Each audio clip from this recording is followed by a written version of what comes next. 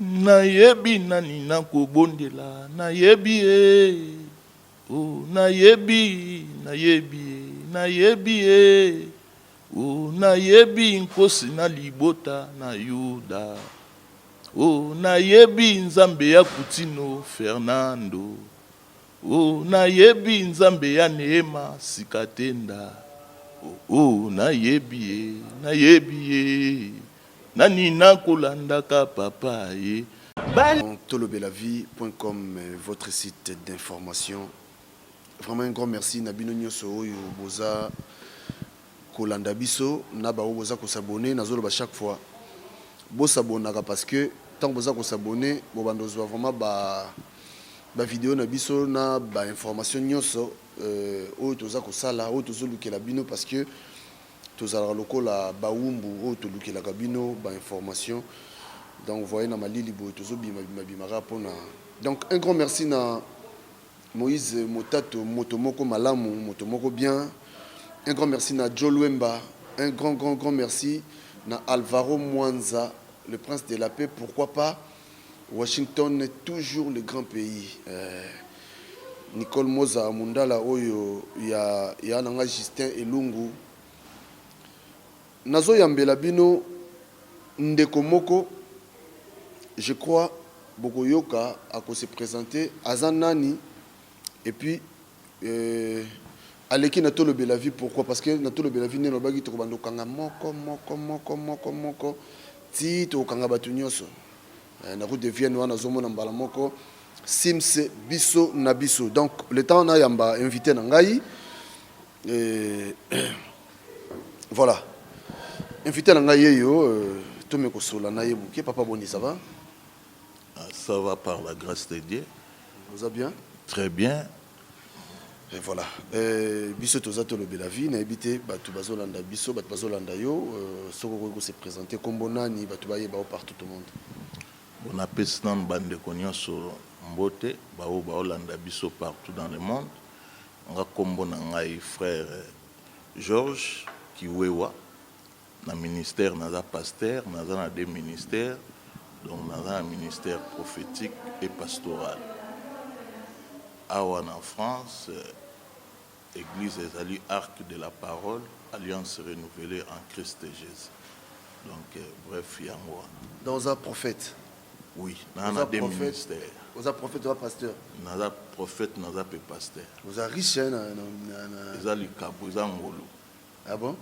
Si vous avez un peu comme prophète ou pasteur, il faut. Ils ont un tombe, non.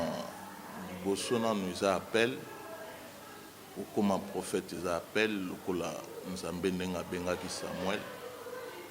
Donc, ils ont benga. Si vous appelez, on a benga comme prophète ou comme pasteur. Non, Bosso, on a consacré comme pasteur, mais na kati na koza la pasteur, ndesiko li kaboana nkolo ya kopesa ya prophétie, pe bandeko se manifester. Donc, il y a un bête à moutonner pour les simbi. Masala. C'est la perte d'un homme qui repart. Wana Torolobe Lango, Wana réapprouvé. Ok, voilà, c'est l'ambiance, vous comprenez. Donc, Ndeko, il est pasteur en même temps, il est aussi prophète. Donc, Bato Bazouaka, prophétie. Tsoko yé vraiment boye, naïbi. Donc, à Rozon qui s'aille vraiment dans là. Alors, ministère, comment on est ministère déjà? Ministère, il y a un autoloba Arc de la Parole, Arc Wanezali Alliance renouvelée en Christ et Jésus. Parole comme fondement, Yemogo Yesu Masi Nzambe na biso. Donc, et pas na biso t'occuper mutute. Mutunionso aya ko renouveler alliance na ya moto bengi ngo renouvellement alliance. Natala qu'on a YouTube na moni ozako yemba. Il y a moi 2 ou 3 éléments dans le Koyemba. Vous avez chantre? Oui, na mukili lokola nde baloba. Potozaka na mukili, mais na musique profane. Na bandaki koyemba, na yembaki, yango tang na yepe na bonzambe, na monaki funa zongela ka likabo wana.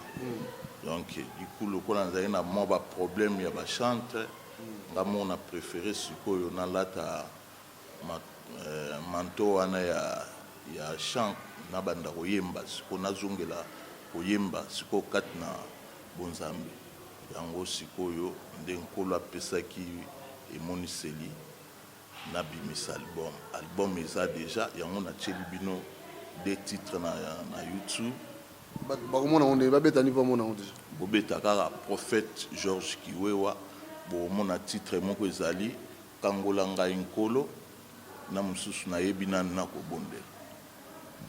Ok, sikoyo album oyo eza d'abord il y a combien de titres au sali banze moboni nakati album eza ya 5 titres na sali générique moko nga moko na bwaki peka na générique wana eza na animation ngai moko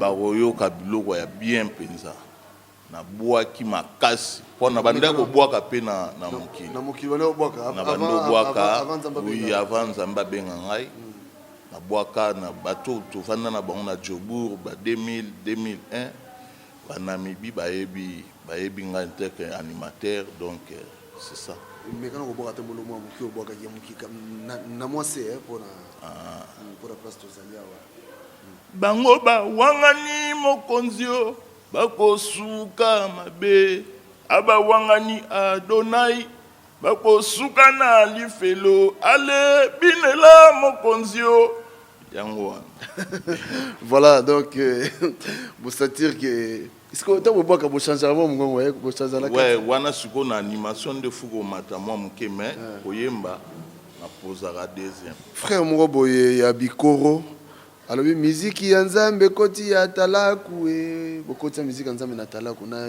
animation David abandeko sala ngote David tango azobina na place wana bokondana ke mais omoni na mutaza na vision na ye na koyo kokota wana te ye mo ayebiti na lina lobibo musique ya nzambe koti ya tala ndeko sosola tango kaka zoloba bongo eza déjà animation mais oui eza déjà écrit musique ya nzambe koti batala ko eza déjà écrit donc ok voilà siko on a 365 jours hein comme album na yo avec Elohim au travail na banani au beti na banani est-ce que au travail est-ce que vous avez un producteur moko azo produire yo tondeni te nazana producteur te nazo sala on a effort oyo kaka nzambe apesi biso mwa makasi oyo pe na mwa bozwi oyo mokie nzambe azopesa biso yango nazo nasali album oyo po album esili déjà nyonso etikali kaka nde ba CD eya na marché donc yango wana sikoyo so mutalinga contacter yo au sandeni pona tamsusu azwa numéro na yo comme ça yo lokola toza na contact na yo tokozala contact pe na mutu aza na bosenga ya obimisa ba CD wana. Voilà, tout ça on a moi Simon Mouké pour l'album je crois bah tu vas comprendre donc album comme on a 365 jours avec Elohim. Pour on d'abord un titre là 365 jours avec Elohim pourquoi? Bon 365 jours et ça dire on a salaki na mboka Moscou. Donc avant na Moscou. Donc yo va na Moscovitch. Mais oui, avant na kuna. Donc ba série ba théâtre wana ba chaba ngana zaye na Moscou. Donc ba bando benga Moscovitch mais banda to koma na Paris ba benga pe sous parisien. Donc ah voilà. Sikoyo intitula ngo c'est-à-dire o inspiraka nini ya kobimisa. Bon, ezaki batamoko ya détresse, ezaki batamoko ya souffrance, ezaki batam ya retraite. Donc pendant 365 jours, on a kuta bato ba 20 ans, na kuta bato ba 25 ans zele za la oui. Mais ngana zwaki ngolu wana. Donc pendant tant qu'à 365 jours et kokaki nde na eko bima yango na monaki ke na album nanga ya liboso ya vie na ngai funa tiango 365 jours. Donc quand il va passer au quand il va nini OK. Parce que bato misusu bazaki na ba soutien ba famille ba est-ce que na chef te bon bato bazalaki na bango po nzambe atikaka bato te atindaka mutu mais siko na loboko na nzambe nde mutu ebimisa ye nga na mboka wana obimande mais wana na kobeta ngo te mais na voilà to bom bien mo muke siko yo to zo mo Simon Muke au lobby oza pasteur oza prophètes. Ce qu'on bien gama wana appel wana ozo appel wana wapi. Appel na bandi bon wana déjà si na loba on na confrère no mususu mais pour na relater le susu appel na zuango na Afrique du Sud. Mais na yebaki nzambe déjà nzambe na idi na bala na 87 na kata Kisasa. Mais ko salela siko nzambe nde na yebi siko na bandi ko salela nzambe na Afrique du Sud. Wana nde siko na yeko zo appel ti na yeko za la consacrer papa nanga molimo Bishop Eric Munganga na pesi mbote na musika. Azaki na Afrique du Sud mais azonga siko akisa la ministère na kata Kisasa. Ok. Siko na poto awa est-ce que vous continuez toujours au ministère et continuez est-ce que vous en église awa est-ce que vous travaillez na pasteur moko bon awa na bandaki ko travailler tant na komaki na bandaki ko travailler na apôtre Fedor Buita na habité batu bako yeba epé mais à partir na travailler tant moko boye nde na zwa ki sikoyo pour vision ezalaki déjà vision na bandaki yango na Afrique du Sud. Afrique du Sud na zongi nango Kisasa na ye nango Moscou nazaka na vision na arc. Yango na préféré ki na travailler kaka arc pour eza malobo onkola zo pestanga eza makambo nzamba azo loba nanga personnel na transmettre mon peuple de Dieu. Donc mon église ya mutu ya na makambo wana ufoza la sous couvert na ye yango na préféré non na banda car na bâtir église tozalaki na Survilliers siko tozana Poissy. Voilà Poissy. Voilà. Siko yo makambo yo ezobima pona bino ba pasteur bato balobi bato balembi bino parce que makambo mabele kimingi yo posa makambo. Oui, bon, ngai nde naza boye nazoloba ngo liboso écran pona yoka ndeko moko azoloba pe ke no ya ba senta basi musu balongola bazemi wana pona ngai na kosala na eloko ndengo wana te yo banga no nzambe na banga nzambe à 100% te po muto abanga nzambe à 100% za te. La Bible est si nous disons que nous n'avons pas de péché, nous sommes des menteurs. Nous tous sommes na moyi oyo azana ba défaut. Soko azana ba défaut, to azana ba faiblesse. Donc naza pe na ba défaut nanga oyo nkolo ayebi yango. Mais côté wana nde nakoyi ko sala ngo te. Donc yo bina nakoyi ko sala ngo te. Relation na yo zandengeni na ba sel na colonie so awa na Paris précisément. Bon awa na Paris ezana ba sel na nzambe mususu o to fréquentaka oyo to collaboraka bazali nazana pasteur Julius Sumbula Mbula na pesi mbote na musika et donc toza bien ba oyo to fréquentaka ba oyo to tambola elongo to ba oyo to se visitaka ba wana tozana bango bien ba toza pebele to koza la biso nyonso lisanga te po misusu na yebi misusu pe na yebi bango te mais toza bon terme tozala bien na bango ba invita ko pe na église mo no pasteur yaka et pa ya Julius Sumbula na hôtel côté na Suède pa ya pasteur John Kabudibwidi na Suède na teya presque awa na teya ebele pa ya Fedor na teya église mo ebele ba oyo to collaborera na bango ba wana ngana bengisaka bango pe ba bengisaka ngai donc yango wana.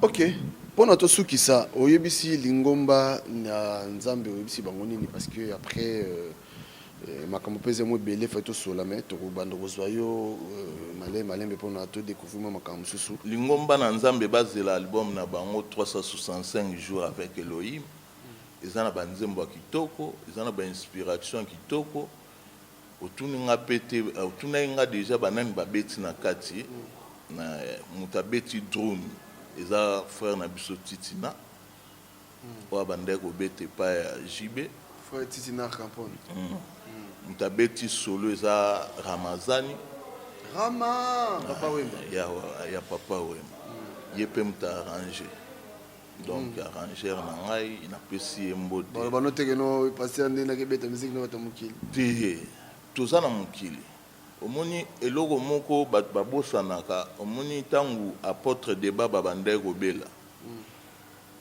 paix à son âme paix à son esprit moto abandaki kotindele mbongo koleka ntango mosusu nalobi yango nayebi oyo naoloba eza vérité débat defa o ndeko na ye ntango mosusu basali na nzambe te babandaki kotindele koleka frère defa donc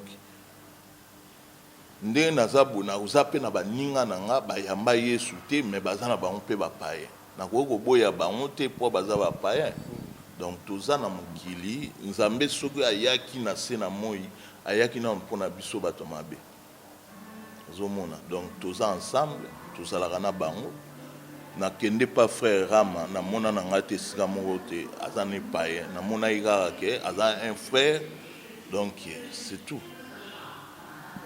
Ok, pasteur, batbalanda biso na habité ceux qui ont yemba tamo muke yemba tamo muke avant aussi ça intervention ce puis ça peut mo batmo mbote. Bon batala na lobaki ba beta de na YouTube ba banda otala pour moni avant ba CD bima izana ba norme moko boy ba CD bima. Na kisasa ko obimisa no ka mbala mo ke obimisi izana ba sasem izana ba mwamba magambo ebele fu ko kisapwa CD bima. Mais lokola nga moko na produire yango na tsheli bango banzembo mibale na YouTube bayoka yango nzembo oyo neti ya liboso nayebi nani na kobondela oyo ya mibale okangola ngai nkolo donc piraterie comme matroyo ngosa ba CD na ngo somba CD bon na soki nasali yango boye nasali yango mpona peuple de Dieu tala 365 jours na mboka pasi abimisi ngai eloko nano ya liboso nasali yango eza sina koremercie nzambe na ngai natie bamoyen na ngai wana kaka ya moke natia yango peuple de Dieu oyo akosomba yango asombi oyo akopirate mpe apirate kaka oyo moyen ya kosala eza te fu vraiment ebeta voilà sikoyo pesa tamo bato bambote baolanda biso nga napesi pasteur Julius Mbula Mbote napesi mbote encore epai ya Washington grand pays et ya na ngai Jene général de Fao Jene voilà. Oui napesi libota na nkolo Yesu Mbote napesi papa na nga molimo bishop Eric Munganga na kisasa esika azali napesi ba masa na ngai oyo tozalaka na bango na mokili na kati ya Sud Afrique Issa Girbo napesi lisusu ndeko na ngai Thierry ya Mayama Mbote donc soki balingi bayoka miziki bobetaka na YouTube bokota kaka bomona des titres na bino na tsheli bino bobetika prophète George Kiwewa bokoyoka des titres wana mais bozala presete générique nde na générique penande na sali lisusu ya makasi. Voilà donc cohésité te soko bet ok na YouTube au taper kaka prophète George Kiwewa au mona ba musique oyo ya sali vraiment topé ça y maboko parce que émission ezali une sorte ya promotion topé c'est vraiment maboko parce que lobai na yemba na yembela tena yebi oyemba na suka donc topé c'est maboko ndena zoloba vraiment c'est mutabimisi mbongo ne po yembela nkolo bato tona bango besoin bango yeyo monya leli na été habillé moko produire lo na ye alors topé c'est maboko atana moi un soki monani to sunga ndeko pona musala nzambe ekeli parce que 365 jours le bien belé et le bien makambo belé ngape na raisonnement belé na kati kaka ndenge le bien wana pour biso peut le kamba place moya passi donc voilà yemba bon aussi c'est une intervention biso nayebi nani nakobondela nayebi oh nayebi O nayebi nkosi na libota na Yuda. O nayebi nzambe ya Kutino Fernando. O nayebi nzambe ya Neema Sikatenda. O nayebi ye. Nani nakolandaka papa ye. Asuki wana. Voilà. Voilà, ye ayebi nanyo ya sambelaka, ayebi nanyo ya landaka neti ngai pe na yebi nzambe o na sambelaka, na yebi nzambe o ya kajo vunga vunga tembe na mokili nguya na moto alla aveille songa nzila tolanda.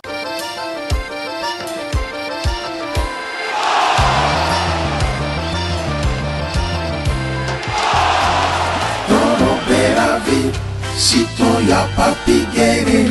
Toro beravi, eza sita soro penza. Toro beravi, sito ya papigere. Exotique biso na biso chez Vieux Sims nyonso ezali soki boye na bana na ba papa na ba mama na koko donc awa tosepelaka solution nyonso awa ezali nyonso ezali donc ça veut dire ezali nyonso eza pas Vieux Sims toko gaz na gaz live nyongo ila ino to la kata ville à Lyon chez biso na biso avec Papi Gen to le bela donc Papi Gen au Paris pour ça parce qu'on a la ville à Lyon toi na exotique à ville à Lyon mais bébé dans gaz na la koya ici comme donc c'est que on va bien gaz la présence de la boca on a des mambe donc kilo mona Papi Gen dans le kilo gaz na gaz à live kada terrain quoi na exotique ya vie na biso na biso o vie na biso ça na mboka loko na mboka soko utimba soko leki awa te seko mona leki c'est moi qui ça fait lumière de Lyon alors toi na biso na kati ya Lyon donc soko leki awa te donc ça veut dire oyaki na Lyon te ben again Blaze Fashion le mot évident ya la biso yango nde makambo nayaka tout le temps tolaka po eloko oyo oyebi yango ndenge ekendaka moko mobima ya Lyon bayebi de biso oyo na biso mpe bakoya mbo kitoko makambo tu kitoko biloko toala yango besoin biloko na biso oyo akini nauta ekini biloko yango kaka yango nazolia yango. Com tanto prazer, tanto orgulho, mais uma vez Gianni Dindel, representante de Lyon. Estamos aqui a compartilhar aqui o facto, o efeito fatiático dos factos em si, num espaço tão delicioso, Biso na Biso, que está a poder comparecer. Biso na Biso, ngai awa, o que ndenge bande conheço balobi, Biso na Biso, awa polémique ezalaka te, awa toyambaka bato ndenge ya bien. Donc biloko nyonso ya mboka ezali ngambo na utaki na ba marchandise donc awa biloko ezangaka te année prochaine 10 ans na biso en tout cas nzambe aza malamu mais secret na biso ezali koyeba musala kozala sérieux na musala korespecte bandeko koyeba kosola bien wana ezali secret ya biso na biso ngai wana mingi oloba te nazali kozela bino oya musikome ma musala liboso nzambe asunga bino.